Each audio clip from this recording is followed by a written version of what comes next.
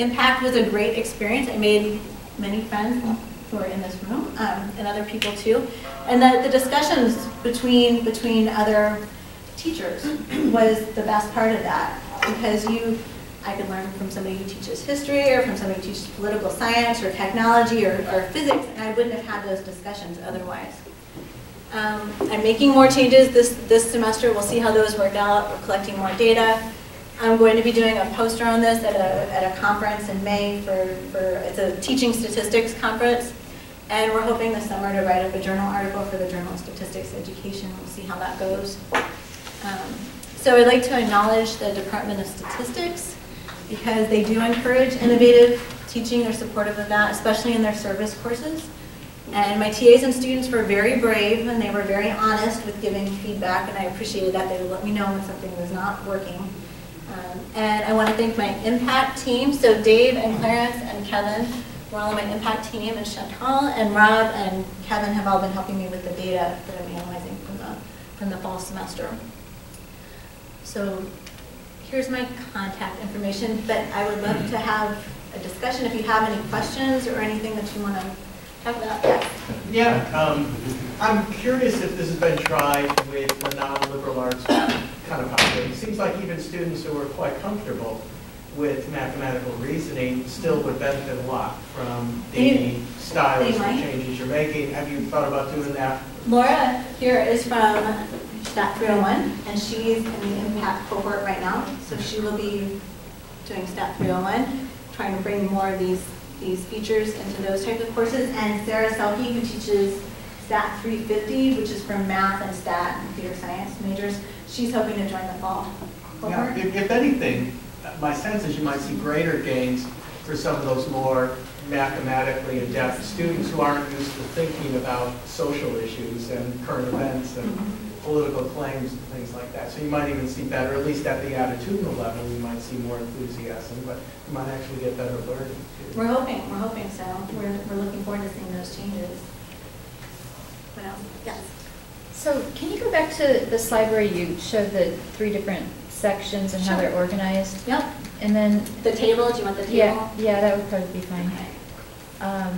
And then can you give us a little more about the logistics of how you handle the classes so your traditional supplemental was 350 students, and you had 2 lectures. Did you have all the students in one lecture room, or how did that work? Well, I have 2 sections, 2 traditional sections right now, and one has about 200 to 250, and the other has the rest. The 730 only has about 100 students who actually show up on a regular basis for that. In the fall semester, I've been given a giant room with 450 seats in it, and I get to move to just 1 traditional section and 2 hybrid sections instead, which I'm really excited about. So you do 1 lecture for that section, or for that class of students? Yes, in the fall semester, I will have just 1 traditional lecture, 2 hybrids, and then the online students as well. This semester, it's back-to-back lectures for traditional, and then just 1 hybrid section, and then online.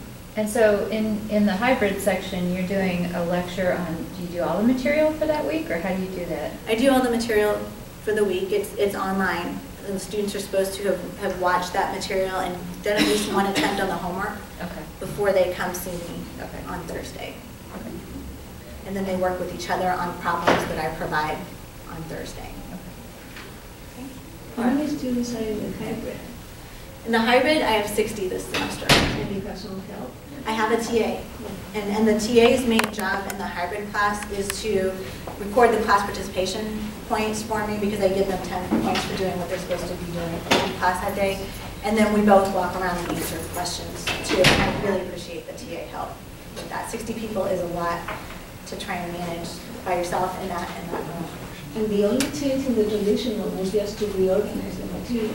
Reorganize the material and change the way recitations are taught. So the recitation almost has a hybrid feel to it when they get together, because the students are working in groups. So it's not just the TA talking anymore.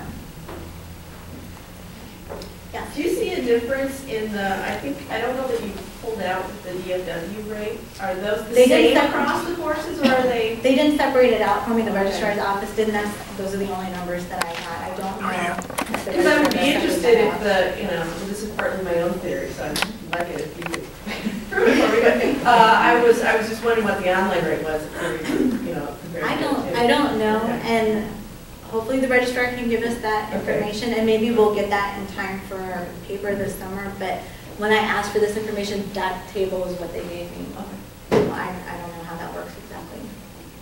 Yes. So for the hybrid, the lectures, were they the full-blown versions of, They were.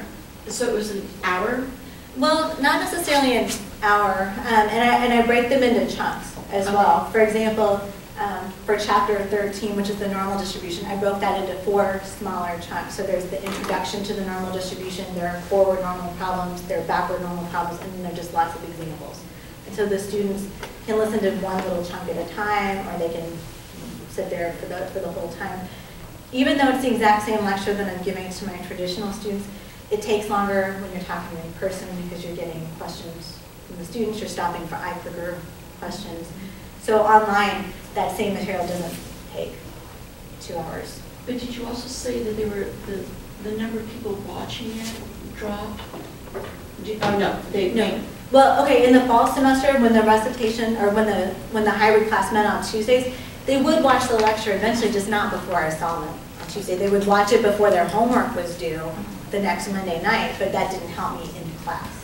But then when you switched over to Thursday, everybody's watched the lectures before they come to class. So it was time, the pacing wasn't right then. Right, it was day of the week. It was day of the week. If your homework's due Monday night and then your class where you want to be talking about the new material is the very next day, the students won't listen to lectures. They wait till the last minute to do their homework, and then there's no time for them to listen to the lectures.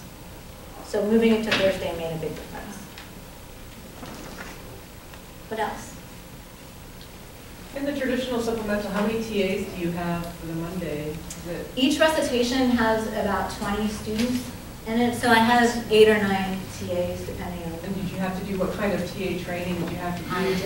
I did. I experimented a little bit with the recitations in this new format halfway through last spring semester. As soon as I saw the zombies everywhere, I said, we can't even do this for 1 more week. And so I tried to switch, and I got such resistance from my TAs. They said, this is the way that we learn, you just reteach everything in recitation, and that's it. And they fought me, and we had a hard time. And then once some of them actually tried it and realized, well, this is pretty good, the students are participating, it went better. And then I got everybody on board for the start of the fall semester, and it's been going really well. And are you the person who's responsible for their training, or can you work? I train them.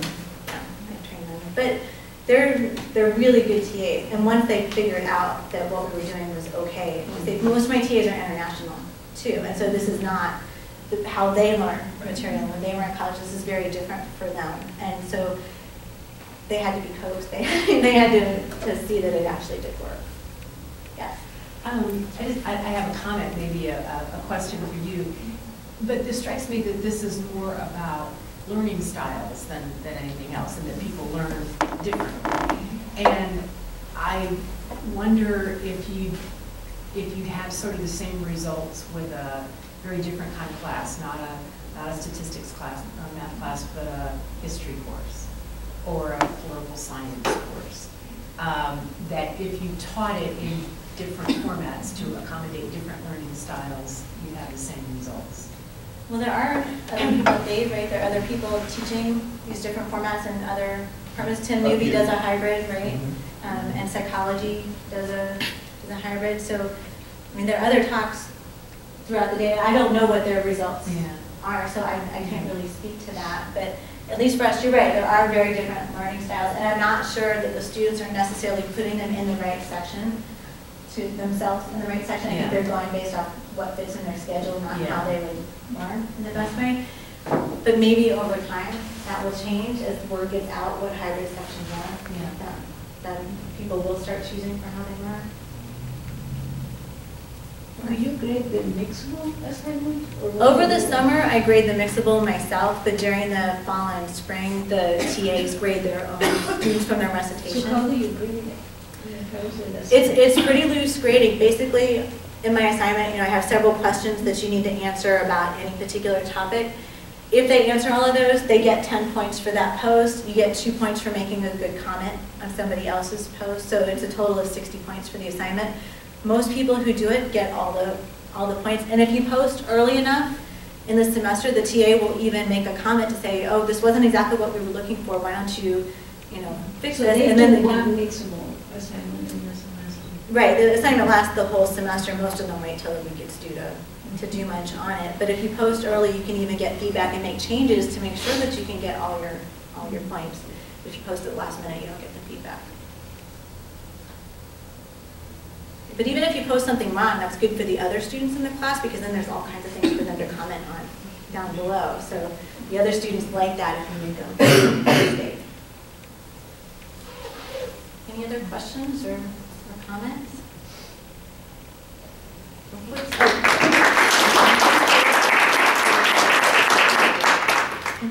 I just was wondering, I saw that syllabus quiz. Is it because they weren't reading it? Oh, the students never read the syllabus, but I have a quiz on Blackboard with about 10 questions that they have to answer from, and that just gives them 10 class participation points too that don't mean anything, but they give them their syllabus. Yeah. So which one do you like teaching best? Hybrid. By far, the hybrid is my favorite. The question about whether the sections make a difference based on learning styles is actually going to be very difficult for us to measure that, because we have found that, one, the majority of students like it and then start identifying other classes that they can get into. But more difficult is that almost every instructor that's been in it has said, I never want to go back. So it's tough for them to maintain a traditional lecture if they can still get a hybrid. So we don't know about the sorting mechanism or learning styles too much yet. Oh. What are pig dice? Have you ever heard of the game Pass the Pigs? Pass the Pigs? They're these little plastic pigs, and you toss it, and I guess I've never actually played the real game. I've only used the pigs for probability, but it can land on its snout, it can land on one side or the other side, it can land on all its feet or on the jaw or the tail.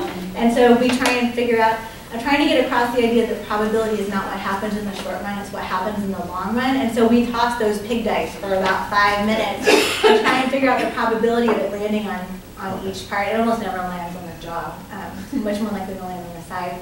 But I'm trying to show them that just because there's 6 possible outcomes, it's not like a regular die where you've got a 1/6 probability on each side. Yeah. It loosens them up anyway, because that's when we begin the math heavy unit. So it eases anxiety. When you're tossing a pig, you can't be stressed out. Okay, well, if you have other questions, feel free to come up and talk, but thank you very much for being here and letting me talk about my class.